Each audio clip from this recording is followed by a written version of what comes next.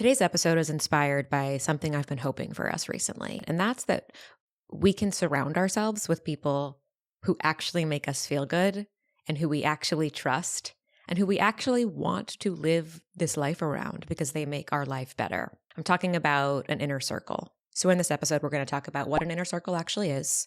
We're going to talk about how we sabotage our ability to build the right inner circle. We're going to talk about how to build an inner circle of people we love and trust and actually want to be around. And then we have a little advice letter at the end. So let's dive in.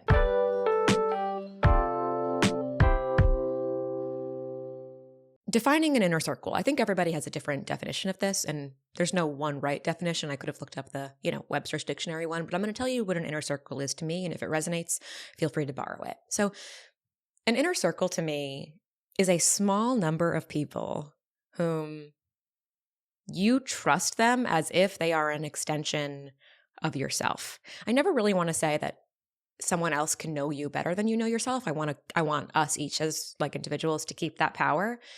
But I think that the people in your inner circle, I do think it's fair to say that maybe they see you brighter than you're always able to see yourself. They see you from a different vantage point. I think it's so important to have people in our life that can see us and love us and point out the good in us and help us believe in ourselves when we can't. That's where my borrow my belief mantra comes from.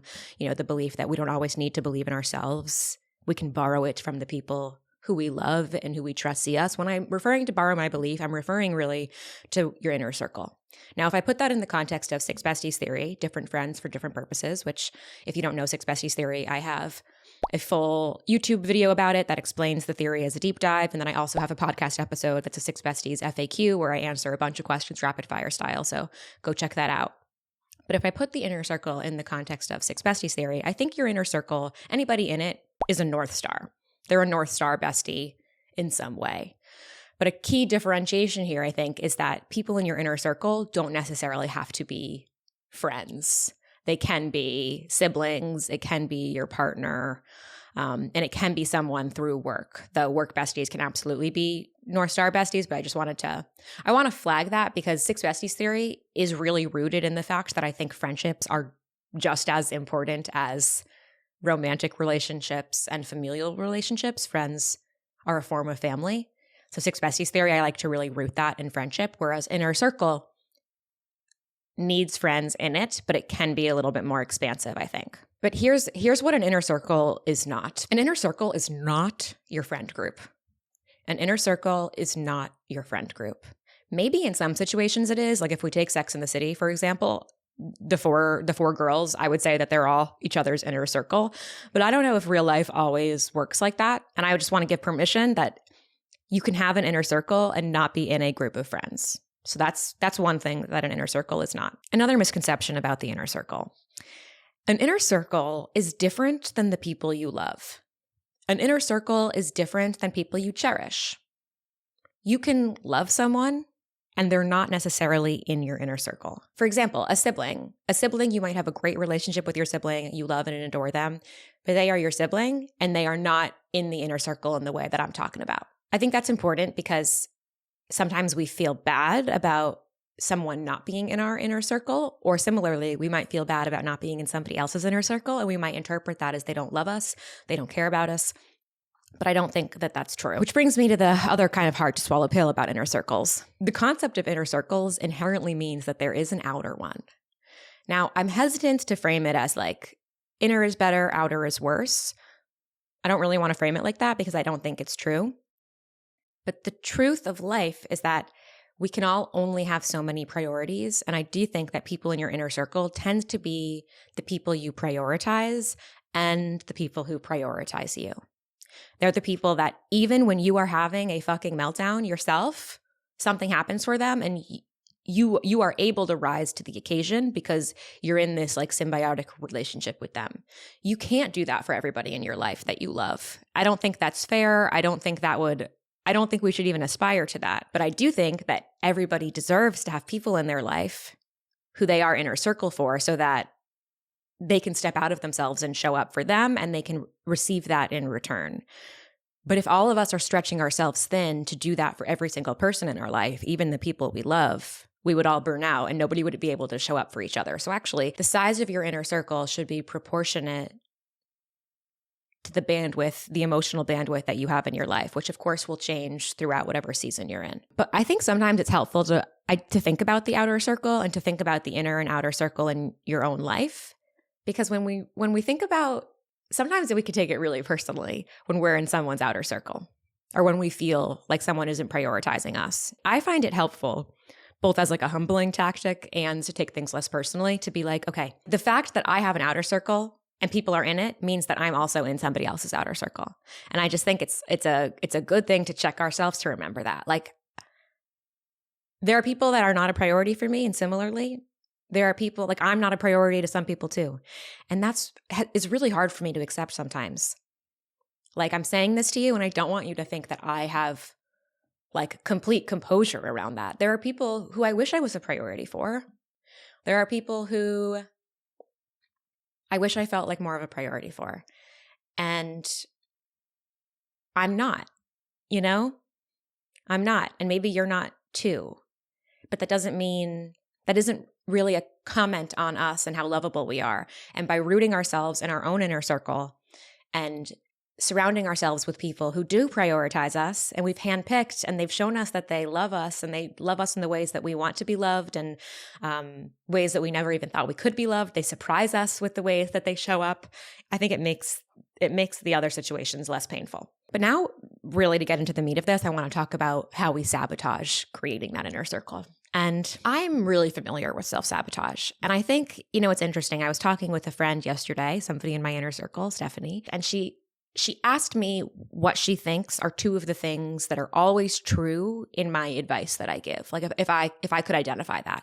And I kind of like paused and puzzled, and I felt intimidated by the question, and I felt it was sort of like oh wow, I'm not sure I can answer this right away. But because she is inner circle to me, I didn't feel shame that I didn't have the answer right away. So that's an important, I think that's an important like characteristic of somebody in your inner circle. They can ask you hard questions and you're not immediately filled with shame when you don't know the answer.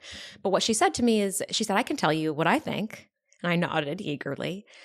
And she said, I think that you're always encouraging people to be curious and to think about their role in a situation. And I think that that's true. I think that gets me into trouble sometimes. I think not everybody resonates with that.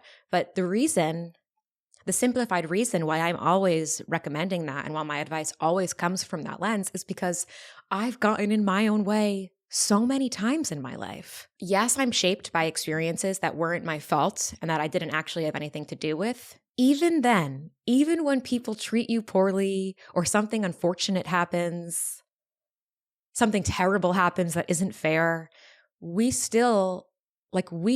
are the writers of our own life. No one is going to make the change for us. There is nobody out there who is going to magically fix things for you. That person is you.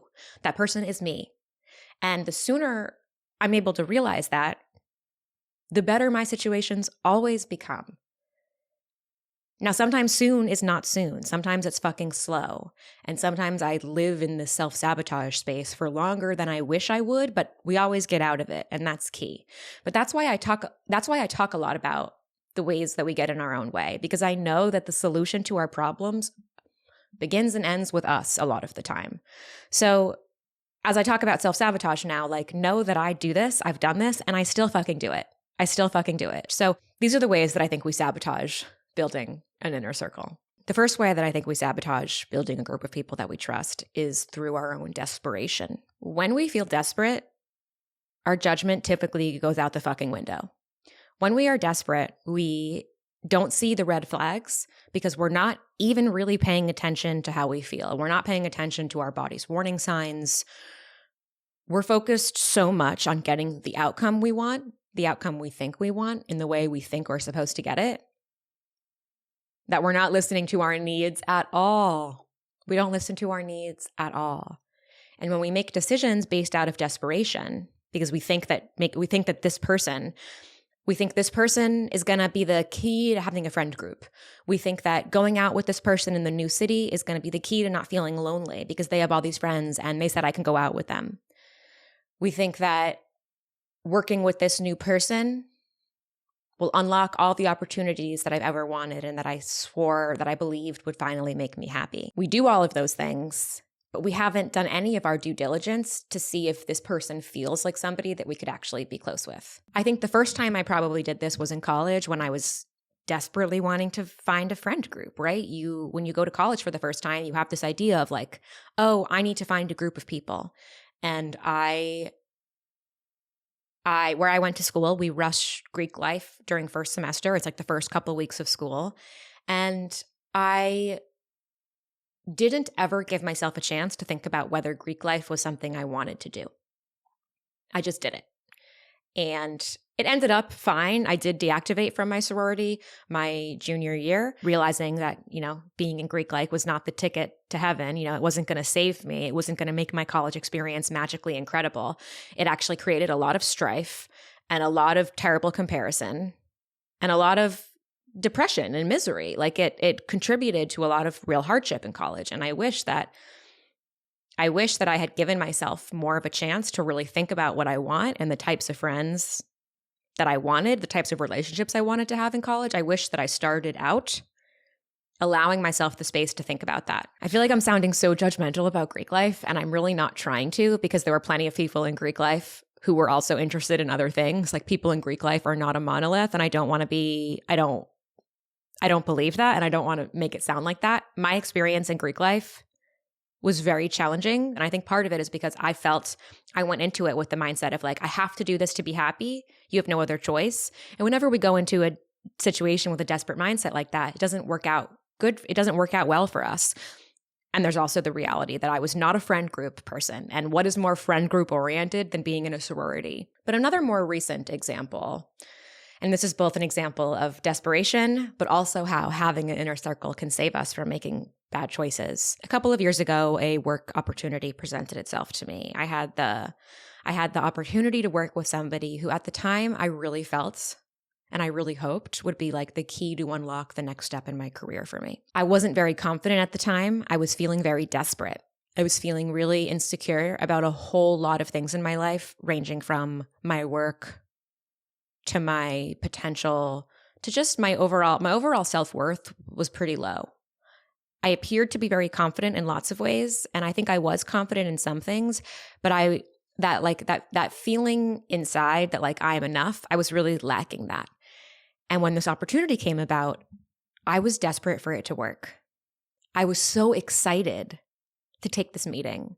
I was so excited to meet this person because I really believed that it was going to fix everything, that it was going to fix that hole. And when we go into a situation to meet somebody who could potentially be in our inner circle, and we're desperate, it puts a lot of really high stakes on that situation. So that's one other thing that desperation does. It makes it feel really high stakes when you meet somebody.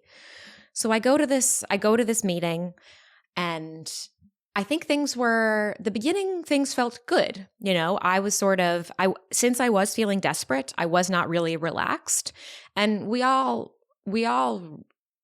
react to high pressure, desperate-ish situations differently. And when I feel desperate and when I am in a high pressure situation and I'm not being patient with myself, I'm still me, but I'm not being the soft, authentic version of myself. I'm not letting those parts of me come out. I'm not really giving her the time of day. Instead, I'm being I'm only being the side of me that's ambitious, that's well-spoken, that's smart, sort of like the polished side of me. And I'm not really giving space for the softer one, which I love her. And I think she's just as important to who I am. Anyway, so the exchange was like all ambitious Alexandra. Like that's who was there. And then as we started to get a little bit more nitty-gritty into like our working relationship, I started to feel some of these senses in my body of like, oh, I'm not sure. Something's wrong. But because I was desperate, I noticed those things, but I felt that they were my faults. I'm like, why are you feeling this? Don't feel that. Don't feel that. Look at how good this opportunity could be. Look at how amazing this could be. And I think sometimes you might feel that when you're meeting with a new friend. Someone connects you with someone in a new city and you so desperately want it to work that you go out for coffee and you're like, something feels a little off. Nothing egregious, nothing super big deal. But you ignore how you feel because you so desperately want this to work. So the coffee ends and I get in my car and I burst into tears. Like burst into tears. And you guys, nothing happened that from the outset would make me burst into tears. Like no one said anything really mean to me, nothing like that. But something was not right. I burst into tears. And I ended up calling my friend Stephanie, who's, one of my North Stars, is in my inner circle. And we spoke for 20 minutes. And I don't remember, like we must have been speaking about this the whole 20 minutes, but I was driving to the mall at the time. And this is what I remember. I remember parking in the spot in the mall, in those terrible windy parking structures. I drove up, 8 different rows. I found my spot. And I was sobbing there and I was trying to decide what to do. Should I work with this person or should I not? And Stephanie said to me, she's like, Alexandra, listen to yourself. Listen to yourself. Do you want to work with somebody who, after meeting them for the first time, you feel this way?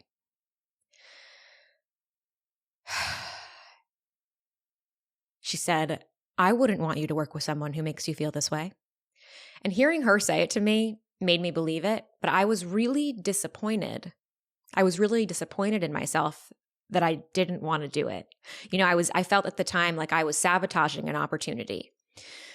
Without Stephanie in my inner circle, there is a chance that out of desperation, I might have chosen someone to be a part of my inner circle that wasn't really right for my inner circle, wasn't really right for me.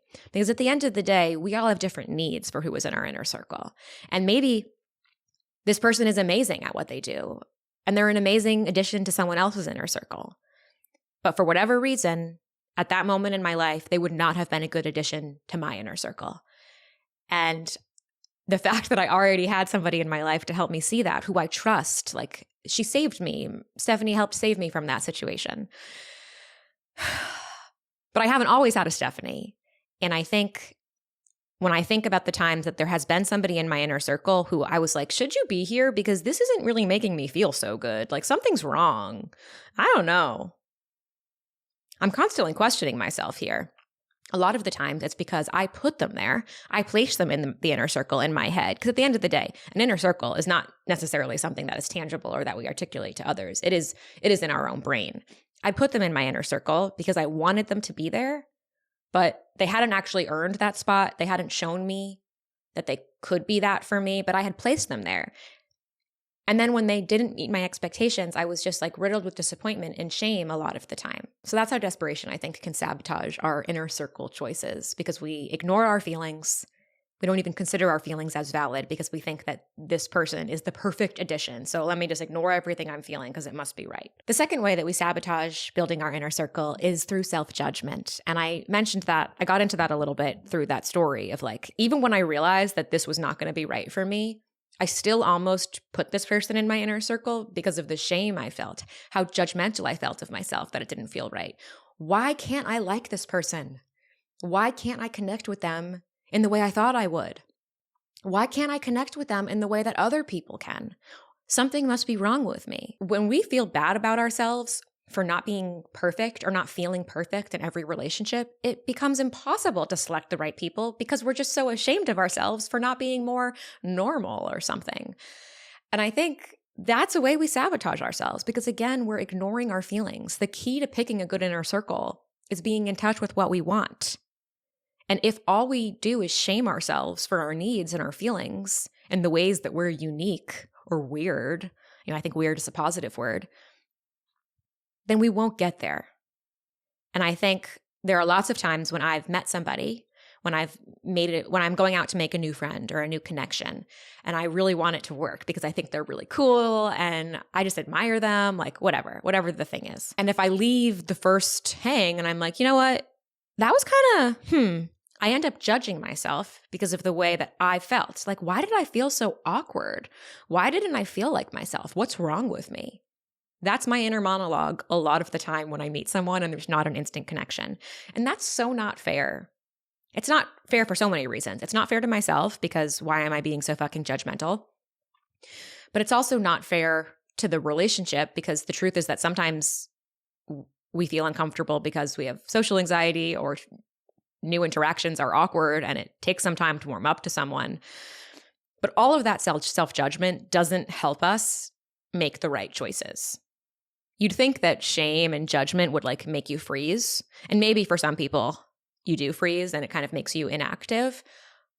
When I shame and judge myself for things that I wish were different, I tend to try to push through. So it's like, oh, I'm judging myself for not feeling normal with this person, but I should feel normal with this person. So I'm going to keep reaching out to them. I'm going to keep doing this thing, even though I'm not loving the way I feel. It must be a me problem that I have to persevere through. Instead of being judgmental, what would it look like to be curious, to really try to differentiate? Well, do I feel weird because I have social anxiety and sometimes the first hangout is weird? Or do I feel uncomfortable because there's just not a connection here and I'm forcing it? So that's why self-judgment is the second way that we sabotage our ability to build an inner circle. And the third way we sabotage is through impatience. Building trusting relationships with people, having people earn a spot and really kind of stick it into the cement in your inner circle takes time. It takes a really long time. And I think we sabotage our relationships sometimes by wanting it to happen faster. We cannot be impatient when it comes to building our inner circle. It doesn't happen fast. I've never seen it happen fast. Some connections are instant, yes, but that is different. An instant connection is different than the bond that is built over a sustained amount of time, that is taken to the next level, to the next level, to the next level over years. The people in my inner circle have been in my life for years. For years, okay? And all of the people in my inner circle, the trust and the relationship we have now, it didn't begin that way. In the beginning, there was a sense that, oh, we get along. This is a good vibe. I can bring all parts of myself. I'm naturally bringing all parts of myself to conversations with you. And I like the way that you're receiving me. I'm interested in you. Like there's all these positive signs there, but that forever bond does not happen right away. Like I think about one of my North Star Besties, Matt, who has been on the podcast.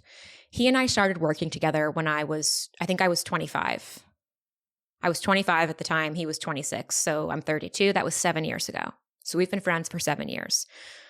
Our working relationship, like I'll never forget when he walked into the office for the first time. The head of video at the time, who I was working with, had brought him over from, I think they were at Fast Company. They were on the video team at Fast Company together, and Shalini had brought him over to Thrive, where I was working.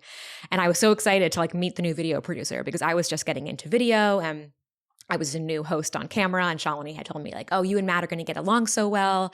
He's such a fabulous producer. He's going to teach you so much. And he did.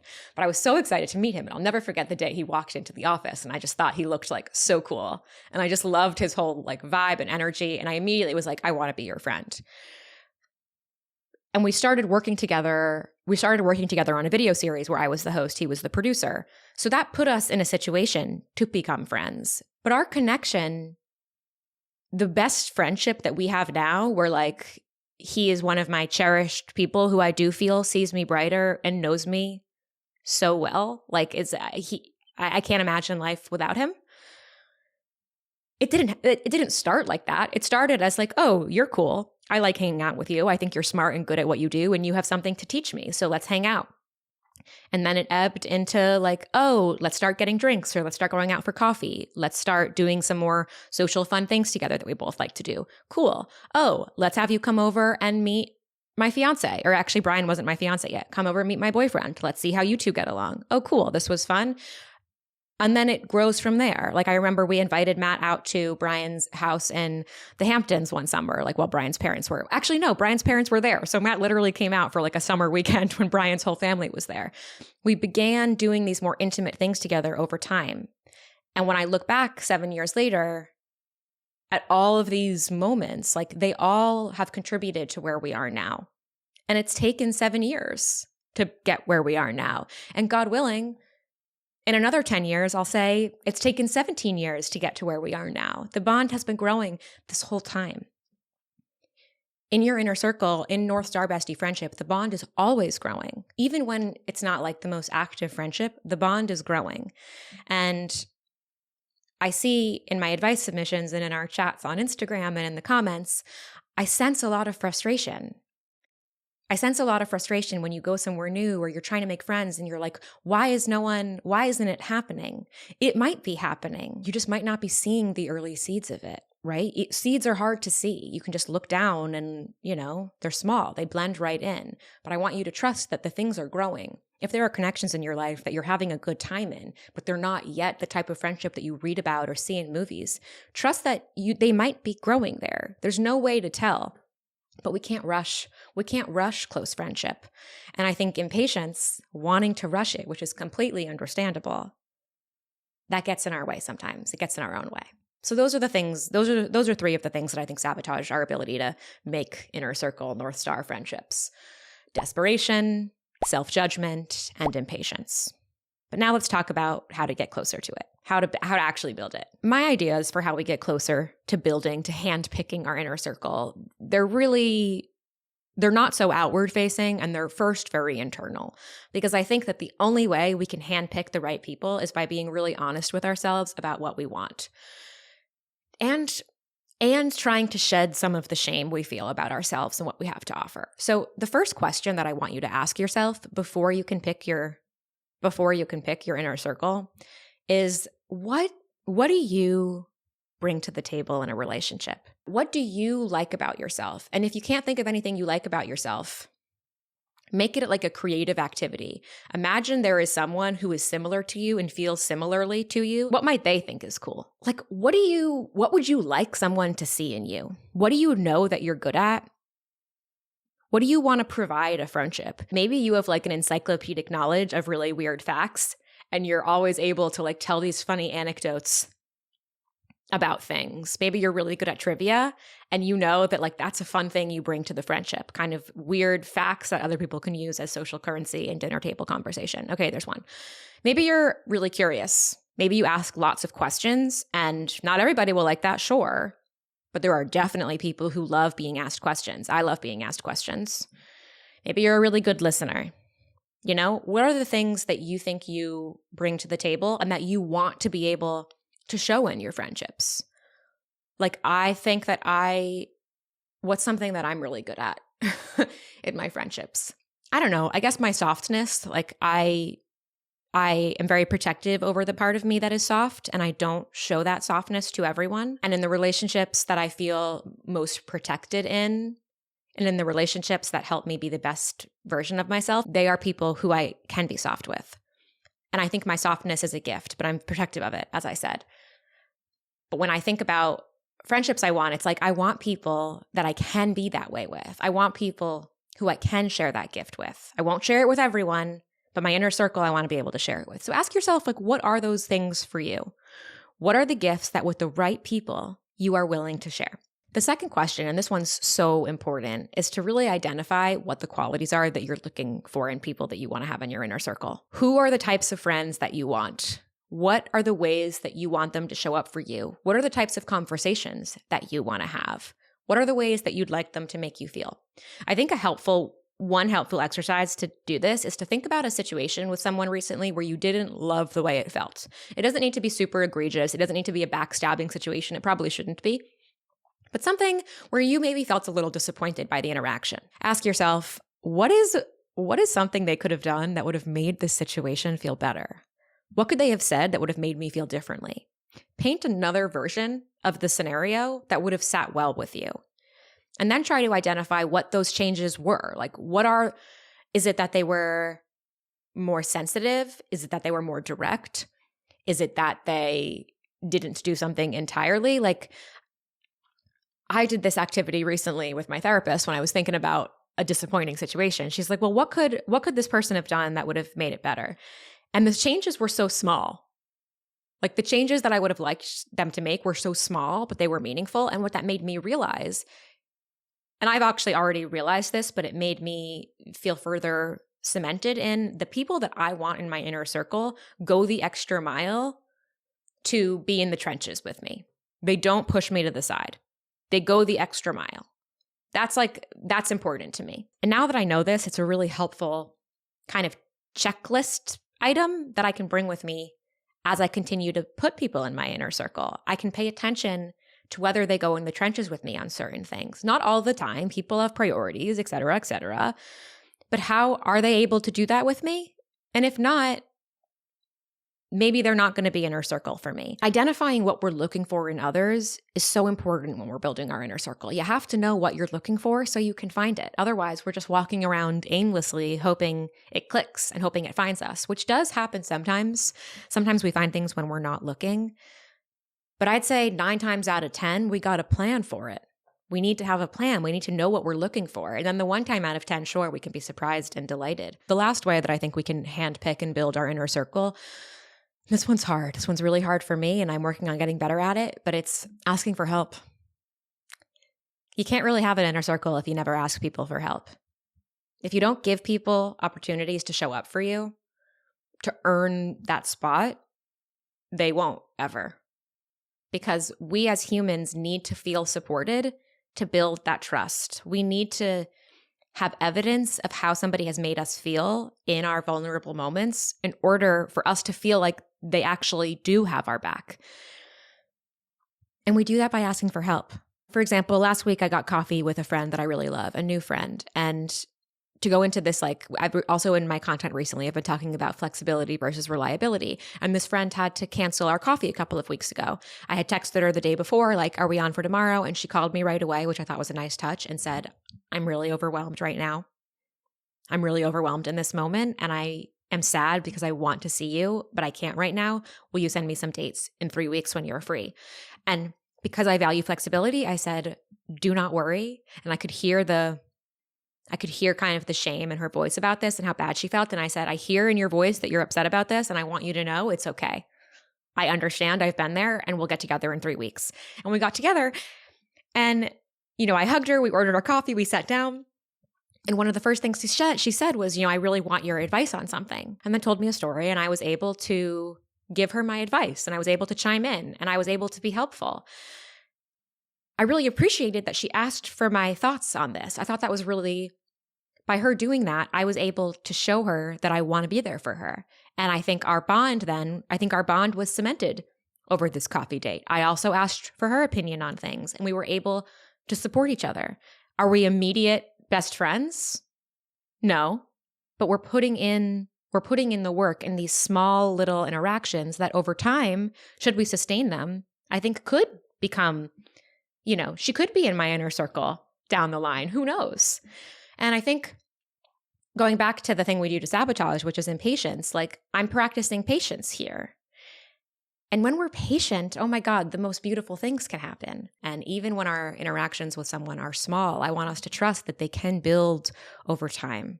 They can build over time. So even though impatience was one of the ways we sabotage, I do think patience needs to be one of the ways that we get closer to it. Trust that it's not going to happen immediately.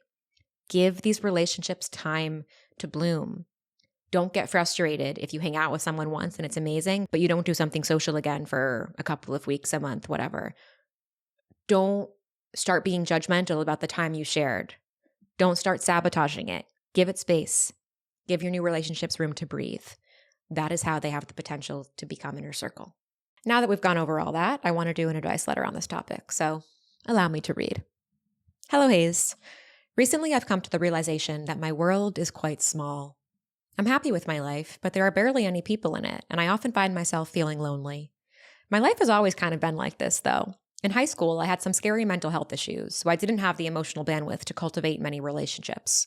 In college, my mental health was better, but I worked so often that I was never able to join any clubs, chit-chats, or, again, really cultivate any meaningful relationships. After I graduated, I had this sort of aha moment where it felt like I picked my head up for the first time in years, looked around, and realized how alone I was. Since then, I've tried reaching out to old classmates or doing things like joining a local book club. The issue is that most people I connect with aren't looking for close friends. I'm happy to make an acquaintance, but I need to figure out how to find and meet people looking to form those types of close friendships. Everyone seems to have established tight-knit friends except for me. Have I missed the boat on this? Am I doomed to only have acquaintances but never real friends? Yours, a disconnected girl. Oh, no, you have not missed the boat on this. You are young, so I want to say, you haven't missed the boat on making new friends because you're young, but even if you were significantly older, We never miss the boat on making new real friends. We never do. I was just talking about this with my mom last time I was with her. There's no age limit on being able to build the inner circle and build the relationships that you want. Until we die, we always have the ability to build new connection and find people who treat us in the way that we want to be treated. It is never too late. It only is too late when you give up. I'm hearing a lot of self-blame in here. I'm hearing a lot of you looking back at your younger self with a mix of like acceptance and judgment, which I think we do sometimes. I do this. I can intellectualize, oh, I understand why I did that, so I'm going to try to have empathy for her.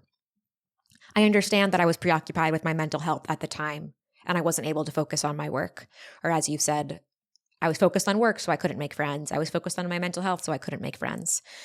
I want you to try to let go of any resentment you feel towards her. I want you to stop judging her and stop thinking, oh, well, if she had done this differently, maybe I'd have more people in my life. The versions who we were got us here.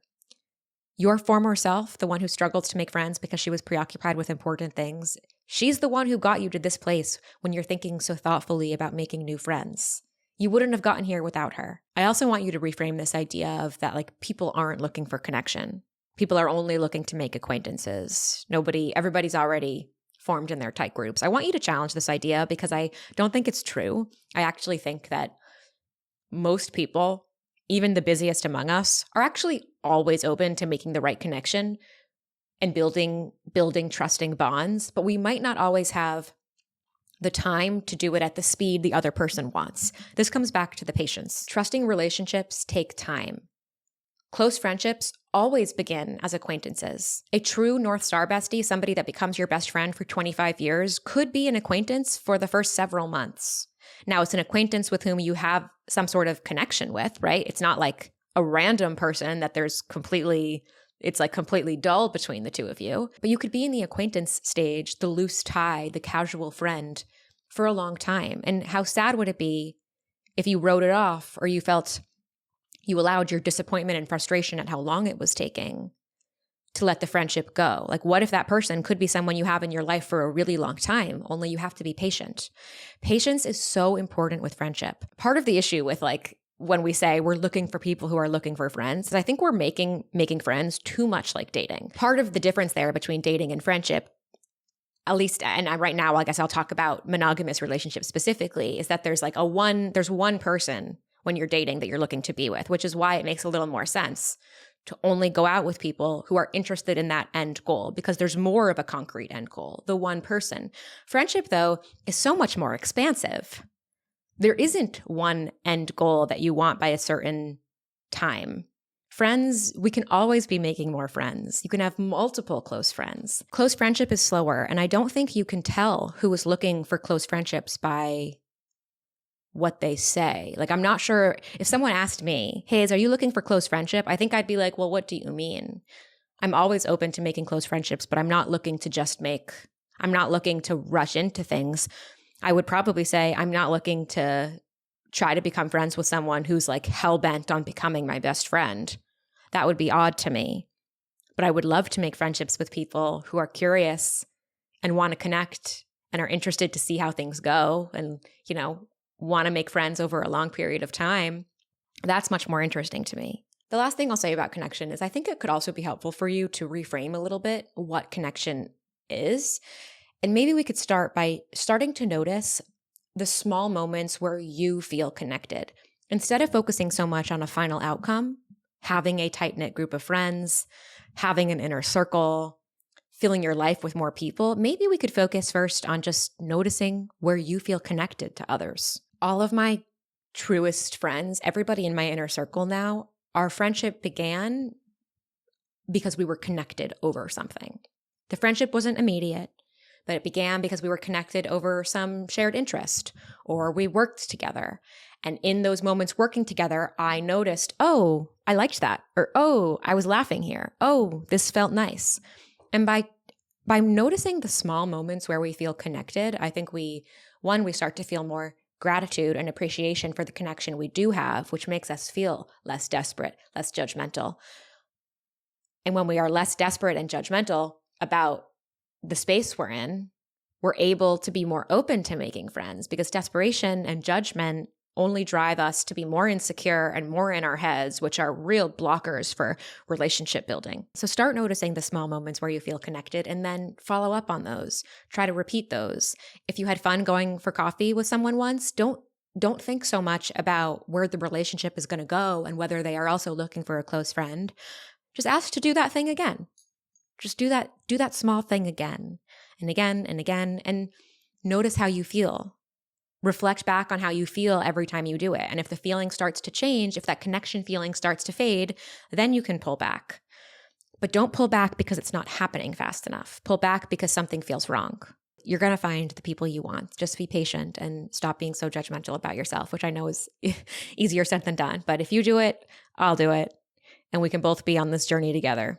And I think that is all I have for today. Thank you so much for listening to this episode. And if you liked this episode, we have new episodes of Hello Haze every Tuesday, wherever you get your podcasts, and of course, here on YouTube. And if you like this, I'm going to give you one more homework assignment. Share it with a friend. That's such a great way to get the podcast more listeners, or give it a 5-star review wherever you listen to your podcast. Both of those things are so helpful in getting the podcast into new listeners' hands and growing our Hello Haze community. I appreciate you all, and I will see you next week. Bye.